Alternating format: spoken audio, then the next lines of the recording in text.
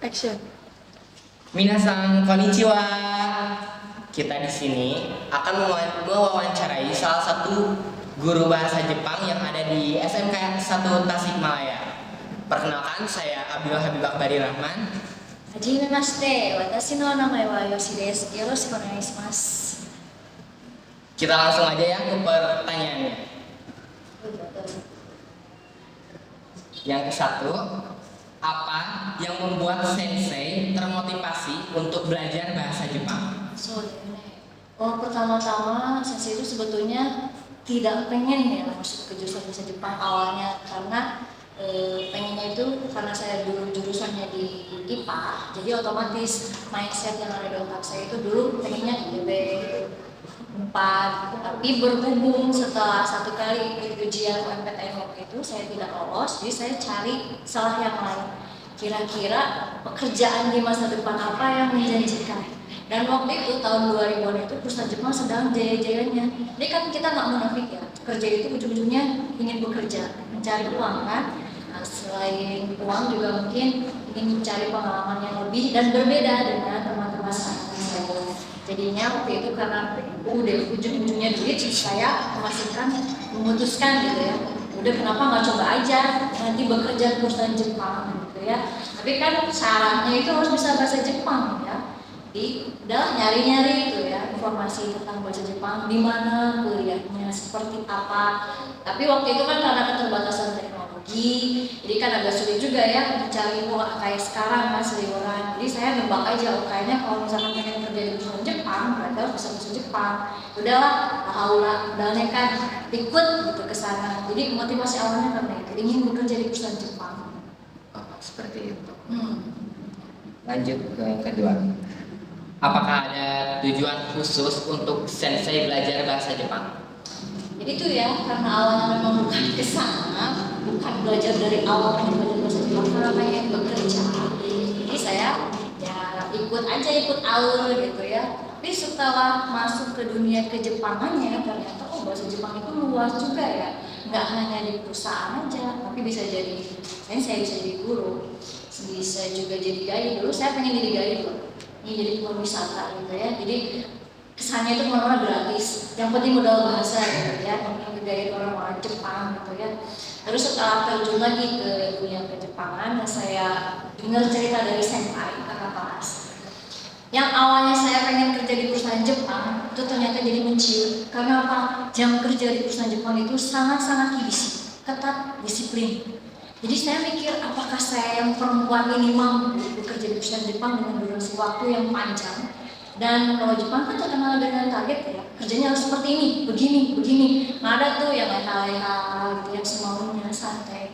Ternyata saya pikir dan dengar cerita banyak dari senpai, bahkan ada senpai yang perempuan sampai sakit, stroke sebelah karena bekerja di bisik. Saya mikir ulang tuh riset, gimana caranya ya, ini saya udah kecemplung banget di Jepang gitu, bahasa Jepang, tapi saya nggak bisa ke perusahaan Jepang. Nah, ada motivasi lain, kayaknya jadi sensei oke deh, karena apa? Kerjanya fleksibel. Untuk seorang wanita jadi sensei itu adalah pekerjaan yang bisa dibilang zonanya comfort zone ya, nyaman gitu, untuk waktunya fleksibel. Waktu dulu waktu pas angkatan saya itu pagi jam 7, keluar itu jam 1, jam 2. Jadi sisa untuk waktunya kan masih oke lah. Makanya motivasi lain itu ke sana. Jadi sensei aja deh. Demo, tapi sekarang kerjaan sensei itu sama persis dengan karyawan perusahaan ya. Pergi jam 7, pulang jam 4. Jadi sama aja sebetulnya, cuman ada kelebihannya kalau jadi sensei, kita berinteraksi dengan taksei sama murid.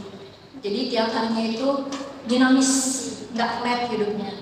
Kadang lagi anak-anak ceria, kita ikut bahagia, enjoy. Kadang ada anak-anak yang nyebelin, gitu ya, memperhatiin, bad mood. Tapi ya gitu, enak dinamis karena dia manusia.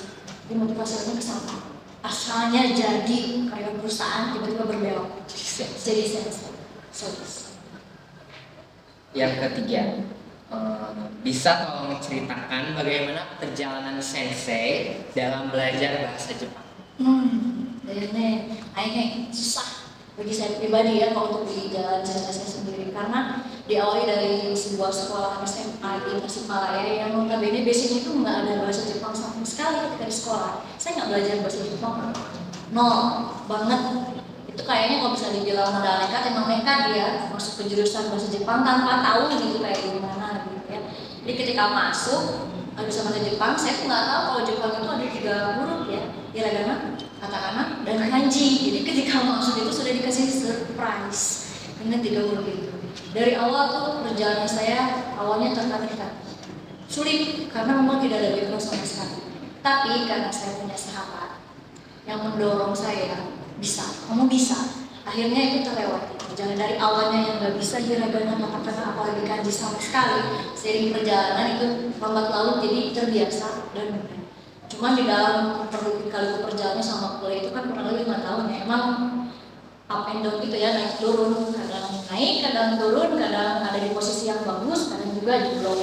Cuman dari semua materi pembelajaran yang ada di bahasa Jepang yang banyak itu ya, yang ada chokai, listening, writing itu yang kata-kata, yang kanji juga ada, terus yang ada sakubung mengarang. Saya itu lebih menonjol waktu itu, lebih menonjol di huruf kanji, karena bagi saya pribadi huruf kanji itu unik ya, unik, bentukannya unik gitu ya.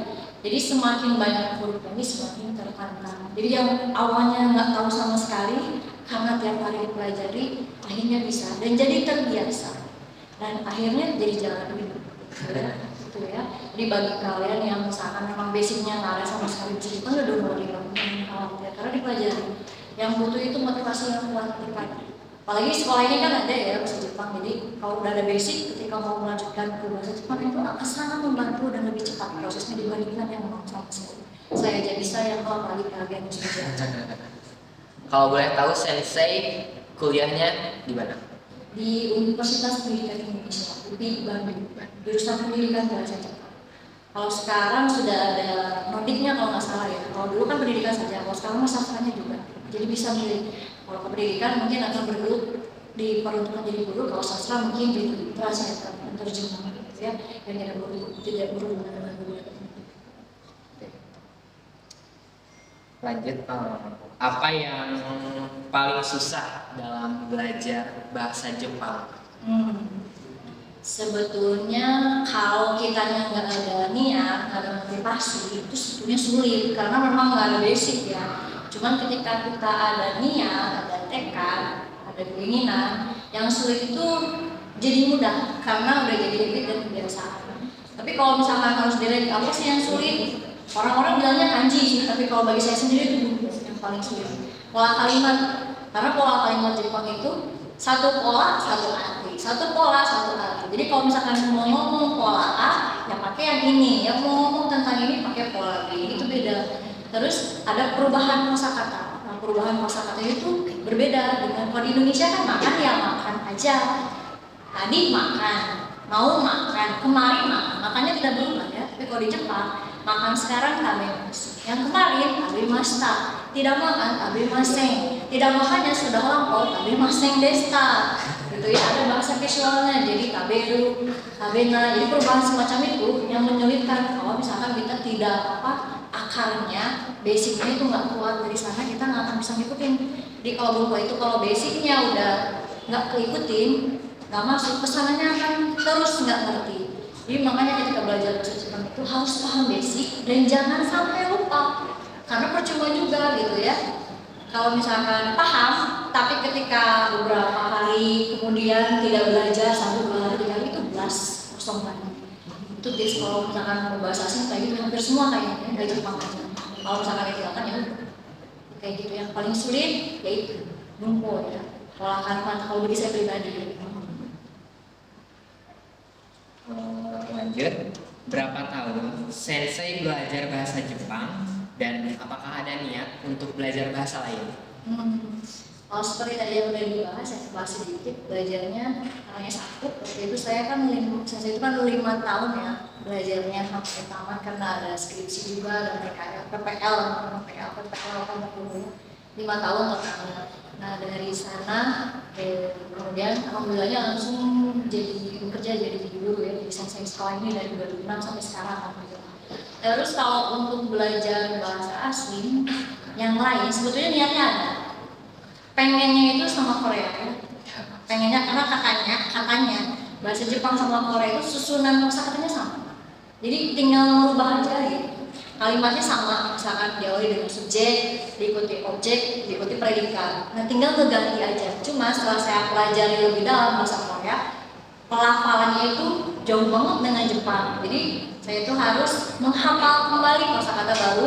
Kalau di usia saya yang sekarang kayaknya bisa sih belajar, cuma mungkin agak lama. Tapi niat tetap ada ya, ini belajar bahasa Korea. Dan satu lagi, dipercaya atau enggak, saya tuh tertarik dengan bahasa India. Karena Pak, dari dulu saya kan fans berat film-film India ya. Cuman yang tertariknya itu karena kan cara pengucapannya tuh kayak yang lucu, aneh gitu ya. Dan tidak banyak orang yang bisa bahasa India kayak gitu. Sebetulnya pengen jadi poliglot, pengen bisa 5 bahasa. Cuman karena keterbatasan, jadi ya sekarang dimaksimalkan sampai dulu lah di Jepangnya. Dan bahasa Inggris itu harus mutlak kalau bisa. Sisanya pengen belajar Korea sama Jepang. Tadi kan sensei ini adalah guru di SMK 1. Nah, ada gak sih hal lucu atau hal yang mengejutkan saat sensei mengajar siswa untuk belajar bahasa Jepang? Selama perjalanan saya ngajar, kalau hal-hal yang mengejutkan itu banyak ya sebetulnya. Cuman yang paling mencolok itu adalah ketika ada satu anak di tahun berapa ya, saya lupa lagi, 2008 sampai 2010 yang antara renang itu, ada satu senpai kalian, kakak kelas kalian yang mengejutkan saya. Dia bisa menguasai huruf katakana hanya dalam 2 hari. Keren.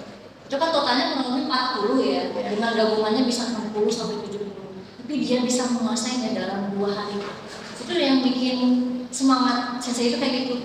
Anak ini aja bisa loh 2 hari. Itu kan normalnya biasanya sebulan ya, yang normal itu bisa sebulan. Kalau yang agak telat itu biasanya sampai setengah tahun ya. Anak ini bisa sampai 2 hari.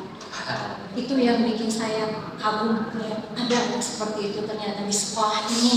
Nah, makin tahun kesini jarang lagi ditemukan. Itu emang kasus yang paling benar-benar langka mungkin ya. Tapi kesininya lihat generasi itu ada sih pergerakan, ada yang kayak apa, regenerasinya memang ada. Cuman yang seperti senpai kayak gitu itu belum nemu lagi yang bisa baca dalam 2 hari.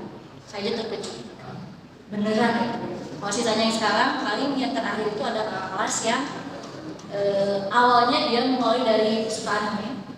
Dia hanya bisa ngomong aja, tapi nggak menguasai bahasa Jepangnya secara benar, secara pola kalimatnya dia nggak menguasai. Tapi setelah bertemu sama saya ngobrol, dia tertarik untuk memperdalam bahasa Jepangnya.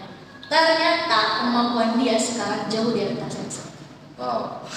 Saya aja kemarin yang 3 aja baru dapat. Dia sekarang ngikut ke N2 di atas saya. Wow. Itu juga sama makhluk langka ya. Cuman kalau nggak saya satu itu, muridnya satu itu memang dia ada prosesnya lama gitu ya. Cuman kalau dari segi pencapaiannya itu benar-benar di atas rata-rata siswa yang pada umumnya.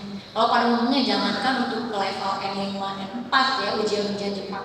Pelajaran di sekolah aja yang cuma beberapa bab, tumbuh hilang, tumbuh hilang, lupa lagi. Kalau dia terus naik sampai sekarang mencoba ikutin.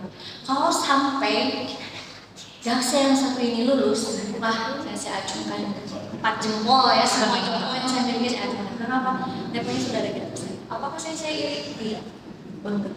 Karena memang di masa-masa seperti inilah, masa-masa emasnya kalian bisa belajar lebih efektif dan fokus. Karena kalau sudah banyak urusan, sudah berumah tangga, nanti misalkan sudah kuliah, kerja, itu porsi belajar Jepangnya akan sangat sedikit.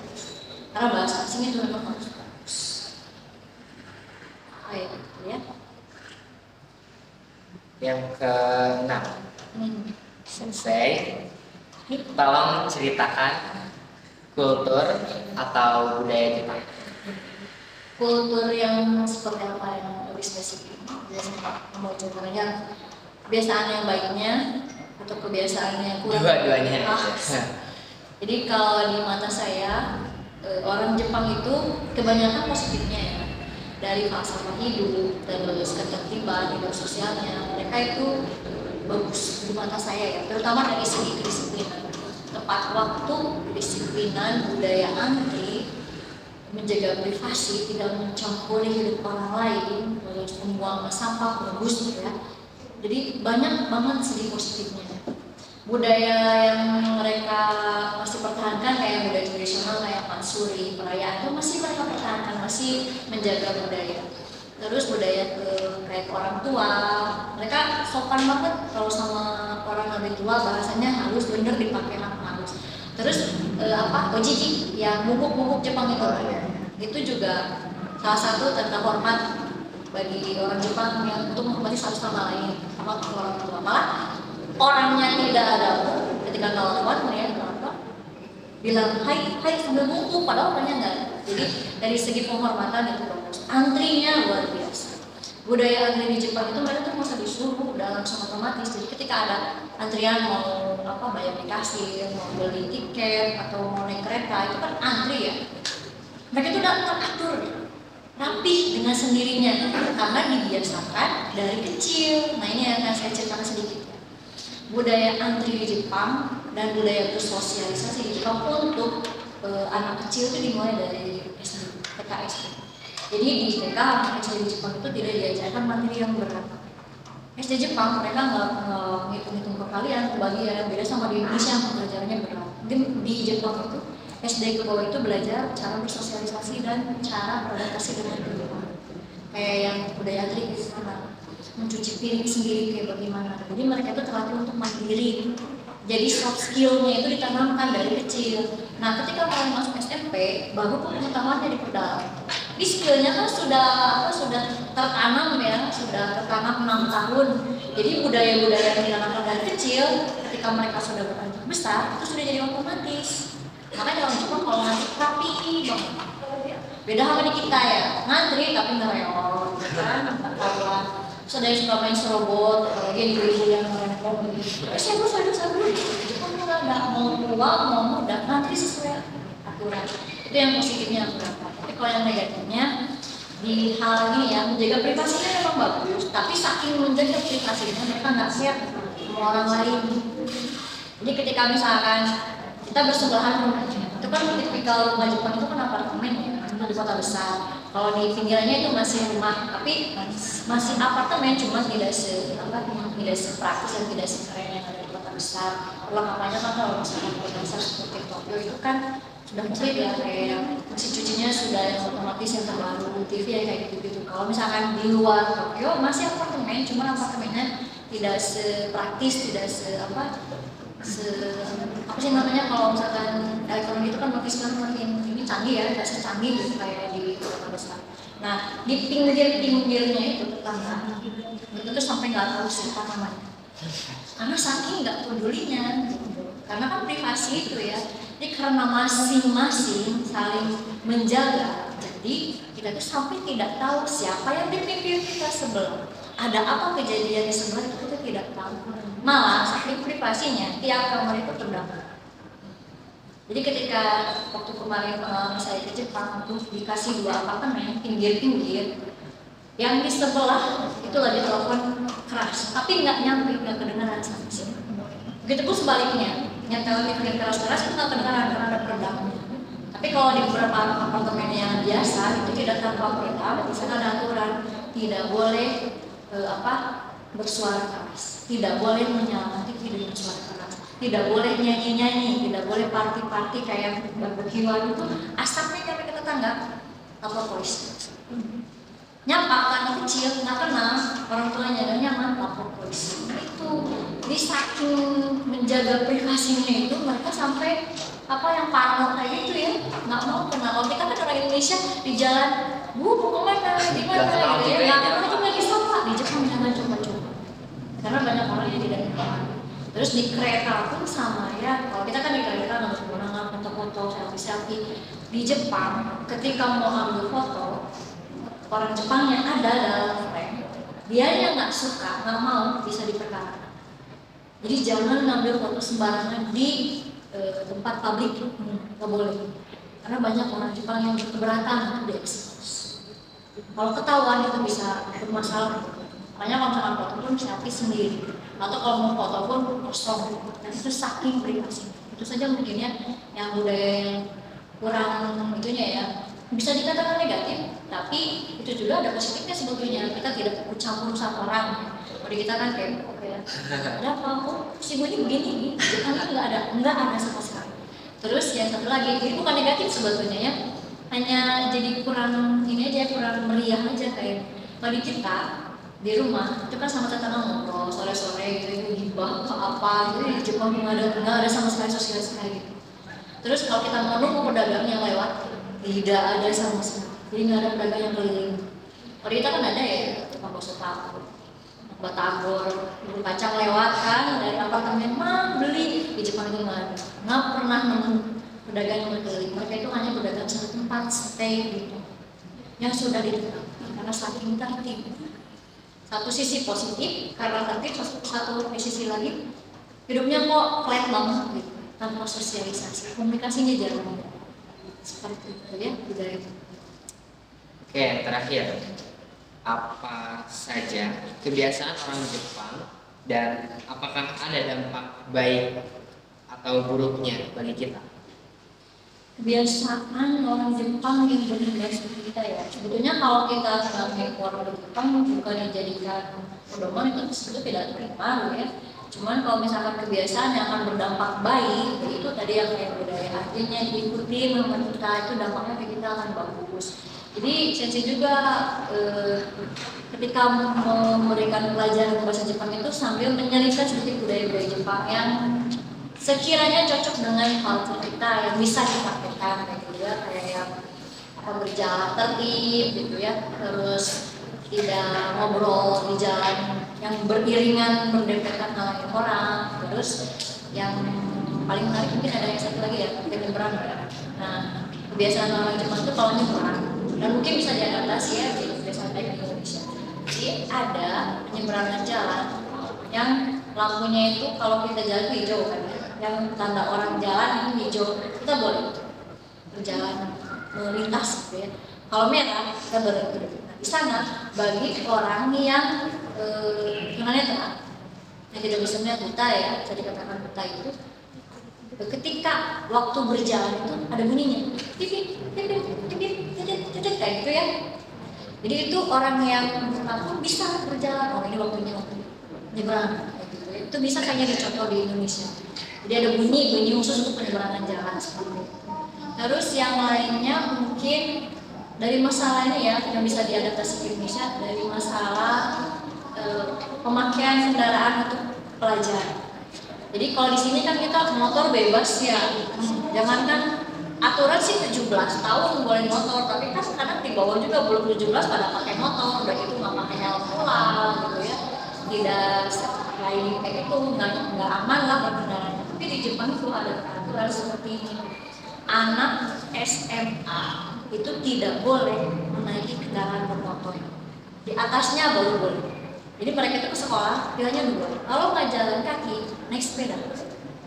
Jadi ada aturan seperti itu, itu bisa diadaptasi dari Indonesia bagus. Jadi untuk penggunaan motor itu udah terlalu banyak dan polusinya juga sangat-sangat minim polusi di Jepang. Karena kebanyakan mereka sepedaan sama jalan kaki. Pantesan ya orang Jepang itu sehat-sehat, bugar-bugar, orang tuanya juga cepat jalannya karena itu budaya jalan kakinya memang terbiasa dari kecil sampai tua. Jalan kakinya itu cepat banget. Kita balap kemarin sama orang Jepang, mereka yang satu langkah kita 4. Karena bagi mereka itu biasa jalan kayak gitu. Kayak kita tuh jalannya setengah mati. Padahal saya melawan nenek-nenek, melawan yang 50 tahun ke atas. Tapi kita tuh ketinggalan jauh orang Indonesia itu dengan cara jalan mereka. Mungkin satu lagi yang harus dicontoh yang kayak berkendara pakai HP kayak gitu-gitu di sana sangat-sangat bahaya. Nggak boleh kalau ketahuan polisi itu langsung kena hilang, surat cintanya langsung putus. Kalau kita kan nongkrong di mana-mana sambil motoran, di jalan, sembarangan di mana-mana. Kalau mereka penggunaannya itu juga terbatas. Jangan orang, pokoknya patokan orang Jepang itu peraturannya itu jangan mengganggu dan merugikan orang lain. Mungkin satu lagi yang itu ya di kendaraan mana, bisa di kereta ataupun di bis, maupun kendaraan umum kayak gitu. Ketika kita main HP, itu suaranya nggak boleh keluar dulu, kedengaran dulu.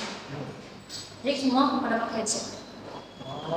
Jadi mereka itu nggak boleh mengoperasikan handphone sampai suaranya keluar mengganggu orang lain. Dan satu lagi yang paling amazing waktu pas kesana, jadi si HP itu jangan sampai berderik ada yang nelfon di dalam kendaraan. Kalau ada yang nelfon, kita lagi ada di kendaraan umum di publik, itu jangan diangkat karena nggak boleh. Jadi orang lain akan terganggu dengan misalnya halo apa itu nggak boleh. Meskipun pakai headset juga nggak boleh. WA aja, saya lagi di kendaraan. Terus masalah tas juga sama itu ya, yang pelajaran baru sekaligus juga wow gitu ya bagi saya. Jadi ketika naik kereta, khusus naik kereta ya, kalau kita kan pakai tas gendong di belakang aja. Kalau ketika naik kereta jangan, terus di depan, balik di depan, jadi tasnya itu di depan. Saya tanya ini untuk apa gitu ya kegunaannya. Jadi jangan sampai nyenggol orang di belakang. Kebaduk kalau sunanya Pak ya, jadi kepalanya ke baduk kayak gitu itu nggak boleh. Jadi di depan, tetap di depan. Dan masalah keamanan, pencurian seperti itu memang benar saya buktikan. Saya kehilangan kartu di Jepang, dan isi kartunya itu 600.000. 2 hari baru dilaporkan ke kantor polisinya gitu ya. Kantor polisi sebetulnya ke Eki ini tuh petugas stasiun. Si uang di dalamnya itu masih utuh. Kartunya ada yang nemuin, tapi tidak dikembalikan ya, tidak dikembalikan ke stasiun, tapi tidak dipakai, aman. Terus saya sudah berdebar-debar itu 600.000 lumayan juga ya buat ongkos transportasi. Ya udah yang titik asal ya nggak apa-apa lah, mungkin namanya juga di hari yang tidak menguntungkan ya. Itu ternyata 2 hari kemudian bikin yang baru lagi, uangnya masih utuh. Jadi kalau ada barang hilang itu don't worry begitu, jangan khawatir, utuh kembali lagi. Meskipun uang ini kan gede ya, apalagi kalau cuma payung, handuk, jatuh, air mineral itu tetap ada di kereta itu, tidak ada yang membedakan kecuali tugas kereta. Jadi kalau ketinggalan payung, ketinggalan buku gitu ya, yang tidak terlalu bervalue sebetulnya ya, barang-barang seperti itu. Tapi mungkin bagi orang yang punya barang yang berharga, tenang aja, tinggal nanti tunggu di stasiun berikutnya itu pasti rumah ada. Karena saya kemarin punya kayak gitu. Jadi si handuknya masih tergantung di belakang, nggak kemana-mana. Tuh budaya Jepang harus mungkin yang bisa yang bisa diadaptasi ya, terutama untuk yang masalah handphone. Terus seragam juga bagus. Seragam Jepang itu karena mungkin disesuaikan dengan musim ya. Jadi ada beberapa gitu. Musim panas nggak pakai jas, kalau musim dingin pakai jas lebih panjang. Nah mungkin kalau diadaptasi di Indonesia sebetulnya kurang cocok kalau misalkan modelnya sama, tapi kalau prinsipnya dipakai. Jadi di Jepang itu model bajunya itu semi pas, jadi di badan itu fit, bagus.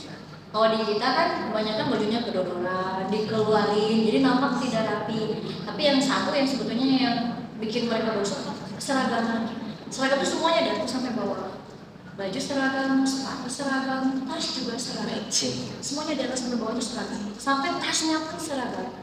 Jadi nggak ada iri hati dengki. Terus itu tasnya tas mahal, ini tasnya murah enggak. Karena memang seragam dari A sampai Z. Dari atas sampai bawah. Dan yang paling penting, yang bikin mereka keren itu siswa-siswa di sana keren itu apa? Tertib. Dan ke gurunya itu kalau ketemu siswanya itu langsung dijigit. Ayo mas. Kayak gitu ya, orang Jepang itu tampak seperti individualistik, tapi di kehidupan sekolahnya itu bagus. Cuman kalau sudah ke dunia luar itu lain lagi ya. Seperti itu Jepang yang bisa saya ceritakan. Arigatou gozaimasu sensei. Mas. Oke guys, cukup sampai sini aja. Semoga podcast kali ini bermanfaat untuk kalian. Bye bye. Bye.